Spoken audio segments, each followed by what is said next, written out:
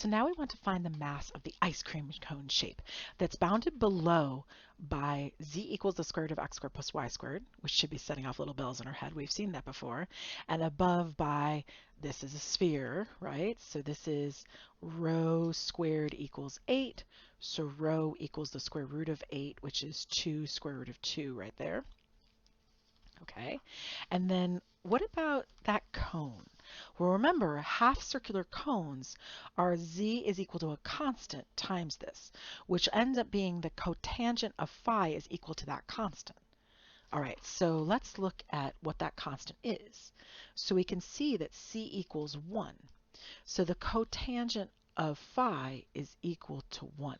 We got to keep those two pieces in mind for our drawing and for our integral. All right, so let's look at the graph in Maple. And I'm super proud of myself. I was able to make it look like a rainbow cone.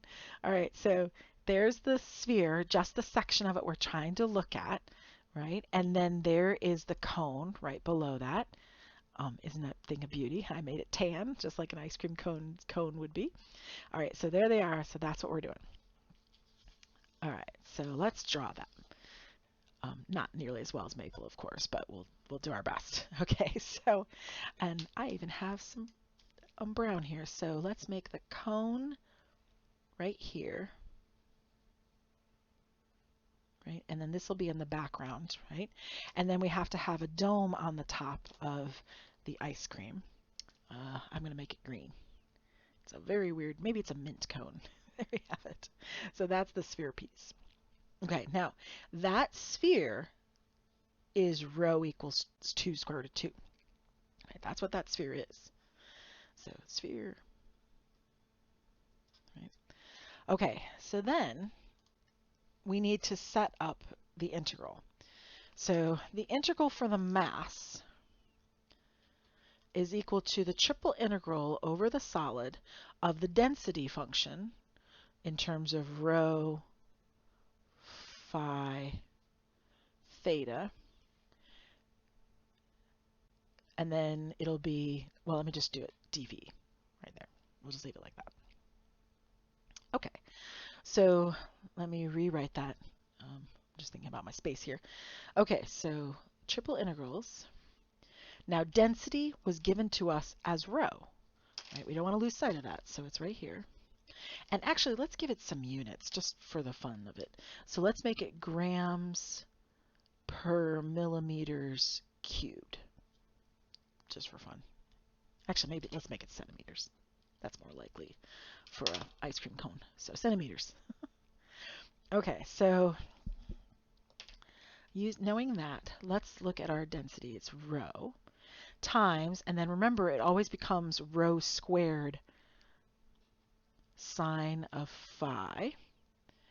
And then we're going to have d rho d phi d theta.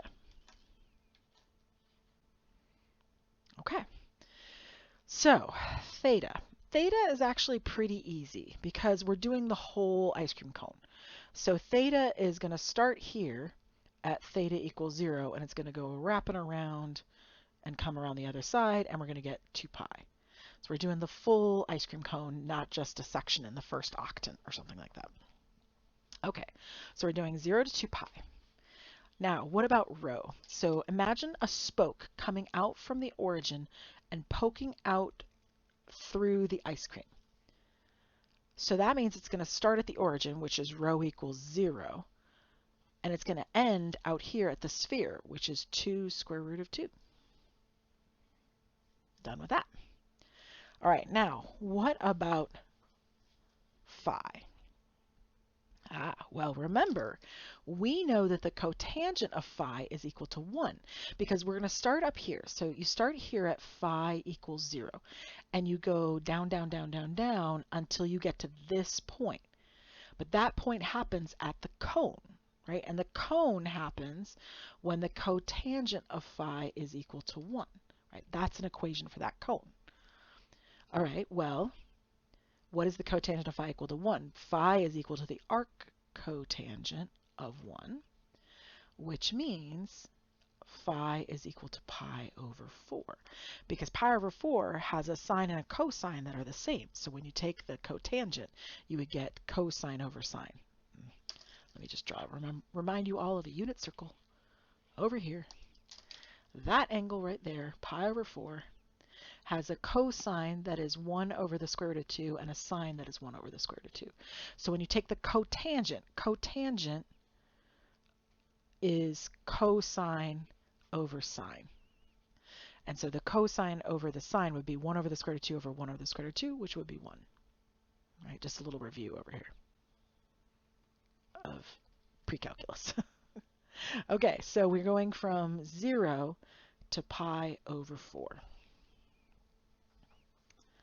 Okay, so then there's no theta anywhere in any of this, and that means that we can cross off our theta integral and just write 2 pi out in front. All right, now we have to figure out which way we want to integrate first. I mean, they're both pretty easy. I mean, it's rho cubed and it's sine of phi, so it's kind of whichever way you want to go. So let's do the rho. So the integral of rho cubed, because that's what this is. I'm kind of skipping a step here. This is rho cubed. The integral of rho cubed would be 1/4 rho to the 4th. And we're going to take that from 0 to 2 square root of 2. And then the sine of phi just kind of sits there. We're not doing anything with it. And phi is going from 0 to pi over 4. All right, well, let's think. I can put 2 square root of 2 in there, and I can bring the 4 out in front. So that's really pi over 2, because 2 pi over 4 would be pi over 2. And then that's the integral from 0 to pi over 4. And then that's 2 square root of 2 to the 4th power. Let's just do that on the side over here real quick. So if you take 2 square root of 2 to the 4th power, let me just add this in here. That's 2 to the 4th times the square root of 2 times the square root of 2 is 2, so this is 2 squared. Right? So this one will get you 2 to the 4th, this one will get you 2 squared, right? Because this is 2 to the 1/2 power, if you want to think of it that way. And so that's 2 to the 6th, which is 64. So I'm just doing all of this to get myself out of having to do all that work. So it's 64 sine of phi d phi, right? So this piece led to the 64. I kind of figured it out over here because it's all numbers, right? So rho to the 4th being 2 square root of 2. I pulled the 4 out in front, so that's 2 pi over 4, which means pi over 2. And then this piece right here became 64. I guess I should have made it pink because that's where it came from. All right, now I need to integrate sine of phi. I mean, I could do it in Maple, and I'm going to get my final result, but this is not exactly difficult. Actually, I can change this right now. 64 divided by 2 is 32, so this is 32 pi. The integral of sine is negative cosine, and we're going to take that from 0 to pi over 4. Now that's a transcendental function, so we're actually going to have to put it in. So we have to have the negative cosine of pi over 4 minus the negative cosine of 0. This is looking familiar. We've done this before. All right, so the cosine of pi over 4 is 1 over the square root of 2, or it's square root of 2 over 2. So it's a negative square root of 2 over 2 minus a minus 1. So that's plus 1. So that's the answer. And sure enough, that's what Maple came up with as well, right? It's distributed it, but you know, that's the basic gist of it right there. And it's 29.445, right? So 29.445. Now, what are the units? Since this was a mass, and I had grams per centimeters cubed, and we're assuming x, y, z are in centimeters, so these would be grams. Technically, this is also the answer. I mean, this is an exact answer right here, but it's kind of, you know, who writes that for the mass of an ice cream cone? I mean, really. There we go.